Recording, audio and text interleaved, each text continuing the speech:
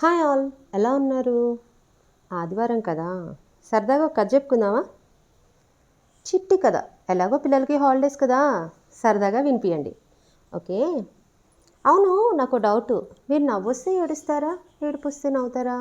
కాదు కాదు కాదు, మీరు ఏడుపొస్తే నవ్వుతారా, నవ్విస్తూ ఏడుస్తారా, ఏడిపించేలా చేస్తారా? కన్ఫ్యూజన్గా ఉంది కదా. ఇవాళ నేను చెప్పే కథ కూడా అదే. కూసింత కన్ఫ్యూజను, కాకపోతే ఫుల్ క్లారిటీతో ట్విస్ట్లు. విందామా? సరే. అనగనగనగనగా ఒక రాజు ఉన్నాడు. ఆ రాజుకి ఇద్దరు కూతుర్లు. పేరు హాసిని, భాషిని. హాసిని చక్కగా ఉంటుంది, బంగారు బొమ్మ. భాషిని ముద్దుగా ఉంటుంది, చబ్బీ చీక్స్, డింపుల్ చిన్ అంటారే అలా ఉంటుందన్నమాట. వీళ్ళిద్దరి బిహేవియర్ చాలా పద్ధతిగా ఉండేదంటండి. రాజుగారి కూతుర్లనే అహం కానీ దర్పం కానీ ఎక్కడ చూపించేవాళ్ళు కాదనమాట. వీళ్ళని ఇంత పద్ధతిగా చూసిన ఆ ఊరిలో ఉండే ఒక ఋషిగారు వచ్చారు. చూశారు వాళ్ళని. చూసి, అరెరే, ఈ పిల్లలు ఎంత చక్కగా ఉన్నారు, వీళ్ళ కోసం మనం ఏమైనా విషెస్ ఇస్తే బాగుండు కదా అని చెప్పేసి హాసినిని పిలిచారంట. హాసినిని పిలిచి, నువ్వు బంగారు తల్లివి, నువ్వు నవ్వావు అనుకో, హహా అని నవ్వుతుంది కదా హాసిని, అలా హహా అని నవ్వావనుకో, నీ చుట్టూతా ముత్యాలు పడతాయి అని చెప్పారంట. అంటే ఇదివరి కాలంలో అనేవాళ్ళు కదా, నవ్వితే ముత్యాలు రాలుతున్నాయి అన్నట్టు. అలా తను నవ్విందంటే ముత్యాలు రాలిపోతాయంట తన చుట్టూతా. అలాంటి వరం ఇచ్చాడంట. అయితే భాషిని చూసింది. భాషినికి ఏం వరం ఇవ్వాలి? భాషిని ముద్దుగా ఉంది కదా, అందుకని నువ్వు బాధపడ్డావు అనుకో, నీ చుట్టూ రత్నాలు పడిపోతాయి. అంటే red colour stones, red diamonds అంటారు కదా, అలాంటివి పడిపోతాయి అని చెప్పారట. రాజుగారు చూశారు. ఎందుకు, ఏంటి మా అమ్మాయిలకు ఇలాంటి వరం ఇచ్చావు అనేసి అనుకున్నారు. కానీ పర్లేదులే, ఋషిగారు ఇచ్చారు అంటే ఏదో ఒకటి ఉంటుంది కదా రీజను అనేసి అనుకున్నారట. అలా కొంతకాలం నడిచింది. తర్వాత పిల్లలు పెద్దోళ్ళు అయిపోయారు. కాకపోతే రాజుగారికి లాస్ వచ్చిందంటండి. ఏమైంది, వాళ్ళ రాజ్యంలో మొత్తం ఏంటి, కరువు కాటకాలు. అలా చాలా లాస్ అయిపోయాడంట రాజు. ఏం చేయాలో అర్థం కాని పరిస్థితుల్లో ఉన్న రాజుకి మన మహారాణి ఒక ఐడియా ఇచ్చింది. మీకేమన్నా గుర్తొచ్చిందా? సరే, ఏం ఐడియా ఇచ్చిందో నేనే చెప్తా, వినండి. ఏమండి రాజావారు, మనకి మన పిల్లలకి ఆ ఋషివారు అప్పట్లో వరం ఇచ్చారు కదా, నవ్వితే ముత్యాలు రాలుతాయి, బాధపడితే రత్నాలు రాలుతాయి అని. అది ప్లాన్ చేద్దామండి. మనం ట్రై చేసామంటే వాళ్ళు బాధపడడమో నవ్వడమో ఏదో ఒకటి చేస్తారు కదా, దానివలన మనకి అన్ని డబ్బులు వచ్చే మార్గం వస్తుంది కదా అనేసి. అప్పుడు ఆ మహారాణి గారు చెప్పిన ఐడియా రాజుకి గుర్తొచ్చేసిందండోయ్. ఏం చేశారు, వీళ్ళు పోయి వాళ్ళని నవ్విద్దామని చూశారు. వాళ్ళు ఎక్కడ నవ్వుతున్నారు, అన్ని రూల్స్ రెగ్యులేషన్స్ మధ్యలో పెరిగిన రాజకుమార్తెలాయే. నవ్వరు, ఏడవరు, ఒక ఎక్స్ప్రెషనే ఉండదు. కానీ ఏ పని చెప్పు అలా టగటగా చేయడం మాత్రం వచ్చు. సో రాజుగారికి ఒక ఐడియా వచ్చింది. ఏంటి, ఊర్లో దేశంలో అన్ని చోట్ల ప్రచారం చేయించండి. మా రాకుమార్తెలని ఎవరైతే హాయిగా నవ్వించగలరో, ఎవరైతే బాధపడేలా చేయగలరో వారికి నేను సగం రాజ్యాన్ని ఇచ్చేస్తాను అనేసి. ఆల్రెడీ లాస్లో ఉన్నాడు కదా, సరే ఒప్పేసుకున్నాడు. ఇక చూడండి, ఎక్కడెక్కడ దేశపు రాజులందరూ వచ్చేసారండి. ఏముంది, ఆడపిల్లని నవ్వించడం ఏముంది, చాలా ఈజీ, నేను చేయగలను అనుకుంటూ వచ్చేసారు. ఒక్కొక్కరును ట్రై చేస్తున్నారు. ఎవరెవరో వస్తున్నారు, ఏవేవో చెప్తున్నారు, ఏమీ లాభం లేదు. హాస్యం ముందు కూర్చొని ఫుల్ కామెడీ జోకులు చెప్పే కథలన్నీ చెప్పారంటండి. ఆవిడ చుట్టుపక్కల ఉన్న వాళ్ళందరూ నవ్వుతున్నారు, కానీ ఆవిడ మాత్రం గింత కూడా నవ్వట్లేదంటండి. ఎంతమంది రాజులు రావడం, ట్రై చేయడం, వెళ్ళిపోవడం ఇలానే జరిగింది. సరే, నవ్వించడం కష్టం కదా అనేసి వీళ్ళేం చేశారు, భాషిని దగ్గరికి వెళ్ళారు. బాధ పెడదాం అనుకున్నారు. ఇక చూడండి, బాధ పెట్టే స్టోరీస్ చెప్తున్నారు ఒక్కొక్కళ్ళు. ఏడుపు వచ్చేస్తుంది. చుట్టుపక్కల ఉన్న వారందరూ ఏడ్చి ఏడ్చి అసలు వాళ్ళ కళ్ళు నీళ్లు కారిపోతున్నాయి. కానీ భాషిని ఎక్కడ ఒక్కింత కూడా బాధపడలేదండి. అసలు బాధపడిందే లేదా ఆవిడ కన్ని నుండి ఒక్క చుక్క నీరు కూడా రాలేదంటండి. సో రాజుగారికి డిసప్పాయింట్మెంట్ స్టార్ట్ అయిపోయింది.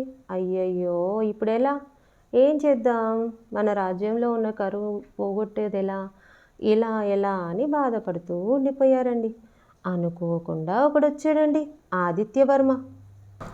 కాకపోతే ఇతనికి ఏ రాజ్యాలు లేవు, ఏ ఆస్తిపాస్తులు లేవు, ఒక సాదా సీదా మధ్యతరగతి కుటుంబస్తుడు. సరే ట్రై చేస్తా అన్నాడు కదా అనేసి వీళ్ళు కూడా ఏమీ మాట్లాడలేదు. ఇతను వెళ్ళాడంటండి, హాసినిని చూశాడు. చాలా నచ్చింది హాసిని. అయితే మరి ఇతను ఏం చేయాలి? ఆవిడని నవ్వించాలి. మరి నవ్వించాలంటే ఏం చేయాలండి? కామెడీ స్టోరీలు చెప్పారు కదా. సో ఇతను చూడండి ఏం చెప్పాడు. ఇప్పుడు ఆదిత్యవర్మలాగా నేను కథ చెప్తున్నాను, మీరు వినండి. అయితే ఏంటి, అనగనగనగా ఒక ఊరుందంట. ఆ ఊర్లో ఒక ముసలమ్మ ఉందంట. ఆ ముసలమ్మకి పాపం పళ్ళు లేవట, నవలడానికి ఇబ్బంది పడుతూ ఉందంట. అలా ఆవిడ నవ్వులుదామని చెప్పి ఏదో కష్టపడి బజారుకి వెళ్ళి ఏదో సామాన్ తెచ్చుకుందామని వెళ్తున్నప్పుడు ఆవిడ చేతిలో ఉన్న కర్ర టుపుక్కని ఇరిగిందంట. టుపుక్కుమని కర్ర ఇరిగేసరికి పుట్టుక్కని ముసలమ్మ పడిందంట. అనగానే ఇక చూడండి, అక్కడ ఉన్న వాళ్ళందరూ ఏడుస్తున్నారు. మన హాసిని మాత్రం అయ్యో ఏంటి పుట్టుక్కున టుపుక్కున అనేసి నవ్వుతూ ఉందంట. ఇక ఆవిడ నవ్వడం మొదలు, చుట్టూతా ముత్యాలు పడతా ఉన్నాయి. అందరికీ ఆశ్చర్యమైంది, ఇదేంట్రా బాబు అనేసి. అయితే ఇక ఈయన చెప్తూనే ఉన్నాడు, ఆమె నవ్వుతూనే ఉంది. ఇక చూడండి, మహారాజుకి డౌట్ వచ్చింది. అరెరే, ఏమీ లేనివాడు, పేదవాడు, ఇతనికి నేను సగం రాజ్యం ఇచ్చేయాలా అనేసి ఆలోచిస్తూ ఉంటే ఉంది కదా మన మహారాణి గారు. ఆవిడ ఇంకొక ఐడియా ఇచ్చింది రాజుగారికి. ఏవండోయ్, ఒక అమ్మాయినే కాదు ఇంకొక అమ్మాయిని కూడా బాధ పెట్టమని చెప్పండి, ఇద్దరిని గెలిస్తేనే సగం రాజ్యం ఇద్దాం అని అంటుంది. అనేసరికి రాజుగారికి ఈ ఆలోచన ఏదో మంచిగా అనిపించింది. ఇదేదో బాగుందే అనేసి, ఇదిగో అబ్బాయి, మా అమ్మాయి హాసినిని నవ్వించడమే కాదు, భాషిని కూడా బాధపడేలా చేయగలగాలి. అలా చేసినప్పుడే కదా నువ్వు పందెంలో గెలిచినట్టు అనేసి అన్నాడట. ఇప్పుడు వచ్చిందండి ఆదిత్యవర్మకి తిప్పలు. అమ్మాయిని నవ్వించడం ఈజీ, అమ్మాయిని బాధ పెట్టడం ఎలా అనుకున్నాడు. వెళ్ళాడు, భాషిని ముందు కూర్చున్నాడు, ఆలోచించాడు. అసలైతే మనం ఏం చెప్పాలి? బాధపడాలి అంటే ఏడుపుగొట్టు స్టోరీలు, బాధపడే స్టోరీలు చెప్పాలి. ఇతను ఏం చేశాడు? ఆదిత్యవర్మ ఏం చెప్పాడో వింటారా? అనగనగనగనగా ఒక ఊర్లో ఒక అమ్మాయి ఒక అబ్బాయి ప్రేమించుకున్నారు. అయితే వాళ్ళ ఇంట్లో వాళ్ళ పెద్దలు ఒప్పుకోవట్లేదు. వీళ్ళు చాలా కష్టాలు పడ్డారు. ఎన్నో కష్టాలు పడినా కానీ ఆఖరికి వాళ్ళ ప్రేమని గెలుచుకున్నారు. హ్యాపీ ఎండింగ్ స్టోరీ అంటారే, అలాంటిది చెప్పాడంటండి. ఇక ఈవిడకి ఆ ఆనందంలో కన్నీరు వచ్చేసాయి. మీకు తెలిసిందే కదా, బాధపడితేనే కాదండోయ్, సంతోషంలో కూడా వస్తాయి కన్నీరు. అలా ఆవిడ కంటి నుండి నీరు రాగానే ఆవిడ చుట్టూతా రెడ్ డైమండ్స్, రెడ్ స్టోన్స్ అలా పడుతూనే ఉన్నాయంటండి, రత్నాలు. ఇక చూడండి, అందరూ ఆశ్చర్యపోయారు. ఇదేంటి, ఎలా, హౌ? అందరూ షాక్లో ఉండిపోయారు. ఏం చెప్పాలో అర్థం కావట్లేదు ఎవరికి. కాకపోతే మళ్ళీ మన రాజుకి తిప్పలు వచ్చాయండి. ఇప్పుడు ఇతనికి నిజంగా ఇవ్వాలా సగం రాజ్యం నేను అనేసి అనుకున్నాడు. మళ్ళీ వచ్చిందండి మహారాణి. ఏం చెప్పిందో వింటారా? ఏవండోయ్ రాజావారు, అబ్బాయి చూడ్డానికి అమాయకుడిలాగానే ఉన్నాడు, కానీ చాలా తెలివైనోడండోయ్. సగం రాజ్యం ఇచ్చే బదులు మనం ఒక అమ్మాయిని ఇచ్చి పెళ్లి చేస్తే ఎలా ఉంటుంది ఆలోచించండి అని చెప్పిందంట. ఎందుకు అంటే ఎలాగో వాళ్ళు నవ్వినా ఏడ్చినా వాళ్ళకి కావాల్సినంత సంపద వాళ్ళ దగ్గర వస్తుంది కదా. సో ఇతనికి ఇచ్చి పెళ్లి చేద్దామనే ఆలోచనతోటి ఈ రాజావారు వచ్చేసి ఆదిత్యవర్మతో అన్నాడంటండి. ఓయ్ ఆదిత్యవర్మ, నువ్వు చాలా తెలివైనోడివి ఓయ్. నువ్వు మేము పెట్టిన పోటీలో నెగ్గావు. కాకపోతే మా ఆలోచన ఏంటి అంటే, వీళ్ళిద్దరిలో ఎవరి నుండైతే నువ్వు ఎక్కువగా ముత్యాలు లేదా రత్నాలు తెప్పించగలవో వారిని ఇచ్చి పెళ్లి చేద్దాము అనుకుంటున్నాం. నీ ఉద్దేశం ఏంటి అని అడిగాడంట. ఆదిత్యవర్మకేమో హాసిని బాగా నచ్చింది, అందంగా ఉంది, తెలివైంది, బాగా గడుసు పిల్ల. సో ఆదిత్యవర్మ హాసినిని పెళ్లి చేసుకుందామని డిసైడ్ అయిపోయారు. కాకపోతే రాజు ఏం చెప్పాడు, వీళ్ళిద్దరిని ఒక చోట కూర్చోబెడతాడంట. కూర్చోబెట్టి వాళ్ళిద్దరిని ఏడ్చేలాగా నవ్వేలాగా చేయాలి. ఒకరిని ఏడిపించడం ఈజీ, ఒకరిని నవ్వించడం ఈజీ. కాకపోతే ఇద్దరిని ఒకే టైంలో ఒకేలాంటి ఫీలింగ్స్ రప్పించడం అంటే చాలా కష్టం కదా. మీకు అర్థమవుతుందా? సో ఈ అబ్బాయికి వచ్చింది తిప్పలు. ఎలా అని ఆలోచిస్తూ ఉండిపోయాడంట. సో వచ్చాడు, కూర్చున్నాడు, స్టోరీ చెప్పడం మొదలుపెట్టాడు. అనగనగనగా మీ అందరికీ గుండమ్మ కథ తెలుసు కదా, అలాంటి స్టోరీ తీసుకున్నాడంటండి ఆదిత్య. అనగనగనగా ఒక ఆడపిల్ల ఉంది. ఆడపిల్ల తల్లి లేకపోవడం వల్ల వాళ్ళ నాన్న రెండో పెళ్లి చేసుకున్నాడు, దుర్మార్గుడు. అనగానే హాసిని నవ్వడం మొదలెట్టింది. ఎందుకు నవ్విందో మీకు తెలుసు కదా, అతను చెప్పే చలోక్తికి మాటలకి నవ్వొస్తుంది ఆవిడకి. సో ఇతను చెప్పే కథలో హాసిని నవ్వడం మొదలెట్టింది.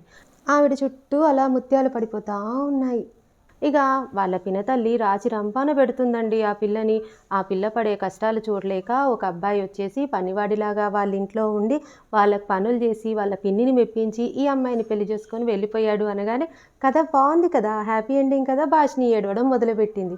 అయ్యయ్యో భాషిని ఏడుస్తుంది, అయ్యయ్యో భాషిని ఏడుస్తుంది, ఏడవద్దు ఏడవద్దు భాషిని ప్లీజ్ అనుకుంటున్నాడు అతను. ఎందుకు? భాషిని ఏడ్చిందంటే రత్నాలు ఎక్కువైపోతాయి, రత్నాలు ఎక్కువయ్యాయంటే ఇతను భాషిని పెళ్లి చేసుకోవాల్సి వస్తుంది కదా. సో ఇతను ఏం చేశాడు, హాసిని నవ్విద్దామని కథలో ట్విస్ట్లు మొదలెట్టాడు. వాళ్ళిద్దరూ అలా ఒక బండిలో వెళ్తూ ఉన్నారు. వాళ్ళు వెళ్తూ ఉంటే దారిలో ఒక చక్రం ఇరిగిపోయింది. వాళ్ళు అలా పడిపోయారు, కింద పడ్డ వాళ్ళు నవ్వుతూ ఉన్నారు.